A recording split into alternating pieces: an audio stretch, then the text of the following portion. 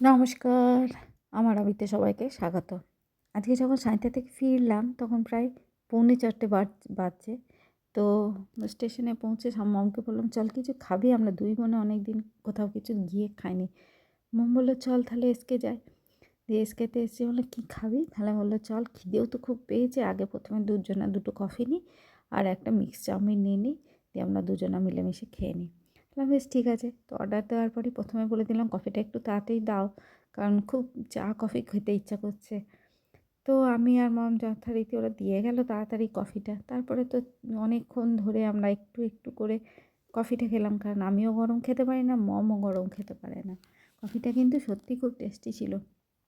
তো বসে আছি আর ভাবছি যে কখন খাবারটা দেবে, মেন খাবারটা দেবে যা আমরা অর্ডার করেছি। কফিটা যেহেতু ভালো ছিল, ভালো লাগছিল, মনে হচ্ছিল একটু কফিটা রেখে দেবো, শেষে খাবো। তো কিন্তু আসছেই না আমাদের খাবার। গালে হাত দিয়ে বসে আছি, কারণ অনেক বড় টিম ঢুকে গেছিলো আমাদের আগে। তাদের আগে তো অর্ডারটা যা আছে তাই দেবে। বসে বসে ভাবছি আর ওদেরকে সার্ভ করছে আর ভাবছি যে ইস আমারটা কখন আসবে। তারপরে দেখলাম যে হ্যাঁ, প্রায় মিনিট 40 পর আমাদের খাবারটা এলো। তো আগে যারা অর্ডার দিয়েছে তাদেরই তো দেবে। চাউমিনটা কিন্তু যখন নামালো, মানে পরিমাণটা ছিল প্রচুর। মানে আমি আর মম পুরোপুরি পেট ভরে খেয়েও বেশ খানিকটা থাকবে। তো কী করব, খেলাম।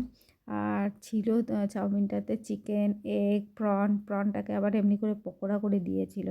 খেতে তো বেশ ভালোই লাগছিল।